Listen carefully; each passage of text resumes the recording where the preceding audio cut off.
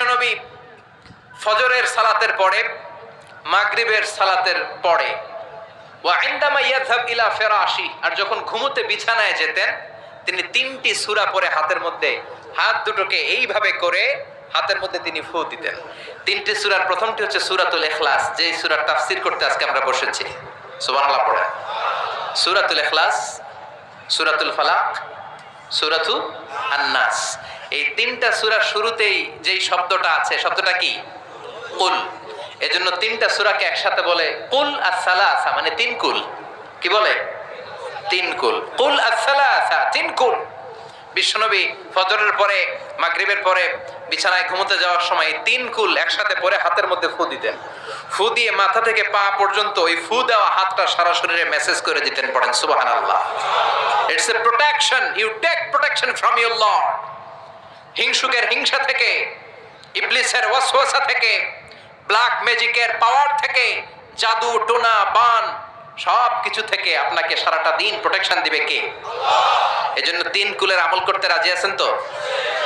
মা আয়েশা এই হাদিসের বর্ণনাকারী, আমি নিজে দেখেছি, মা আয়েশা বলেন আমি নিজে দেখেছি সকালবেলা সন্ধ্যাবেলা ঘুমোতে যখন বিশ্বনবী যেতেন 3টা সূরা পড়ে হাতের মধ্যে ফু দিয়ে সারা দেহের মধ্যে মাসে করতেন। আবার আমি যখন অসুস্থ হয়ে যেতাম বিশ্বনবীরে যেয়ে বলতাম, ও নবী আমার শরীরটা ভালো না, শরীরটা বড্ড খারাপ। বিশ্বনবী তখন আমাকেও এই আমলটা করতে বলতে। চিৎকার করে বলেন সুবহানাল্লাহ। বিশ্বনবী নামাজ পড়ছেন, সিজদায় পড়ে আছেন, হঠাৎ করে লাদাগাতহু আকরাব, একটা বিচ্ছু পোকা এসে বিশ্বনবীর হাতের মধ্যে কামড় দিয়েছে। চকরিয়ায় তো বিচ্ছু নাই না? বিচ্ছুরে আপনারা কি কন? হ্যাঁ, বিচ্ছু হদ্দে, বিচ্ছু, আচ্ছা বিচ্ছু। এই বিচ্ছু পোকা কামড় দিয়েছে বিশ্বনবীর হাতে, প্রচন্ড ব্যথা পাচ্ছেন বিশ্বনবী। ব্যথার চোটে নামাজ শেষ করে বললেন, লা'নাতুল্লাহি আলাল আকরাব, আল্লাহর লানত এই বিচ্ছুর উপর।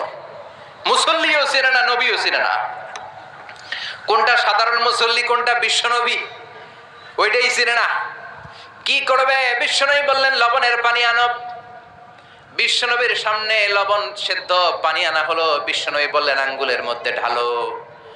বিশ্বনবীর ব্যথা পাওয়া আঙ্গুলের মধ্যে ইনফেক্টেড জায়গায় গরম পানি ঢালতে শুরু করা হলো। বিশ্বনবী পড়তে আরম্ভ করলেন, কুল হুয়াল্লাহু আহাদ আল্লাহুস সামাদ লাম ইয়ালিদ ওয়া লাম ইউলাদ ওয়া লাম ইয়াকুল লাহু কুফুয়ান আহাদ। পড়েন আল্লাহু আকবার।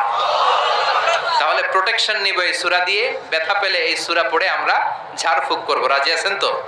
তাবিজ ঝুলানো যাবে না। মানে আল্লাহকা তামিমাতান ফি জাসাদি উখিলা ইলাইক, যেটা ঝুলাবেন আল্লাহ বলবে আমার কাছে 7 জন আছে, এটা ঝুলাইছো, যা এটারে তো রব বানাই দিলাম, এটা কেমনে ভালো করে আমি দেখে নেব, আমার জিম্মা আমি উঠিয়ে দিলাম।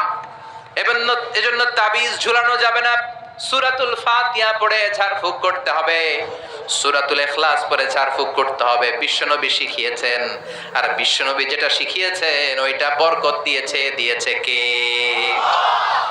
তাহলে সূরাতুল ইখলাস, সূরাতুল ফালাক, সূরাতুন নাস পড়ে আমরা ঝাড়ফুঁক করব। রাজি আছেন তো? রাজি আছেন সবাই? আচ্ছা।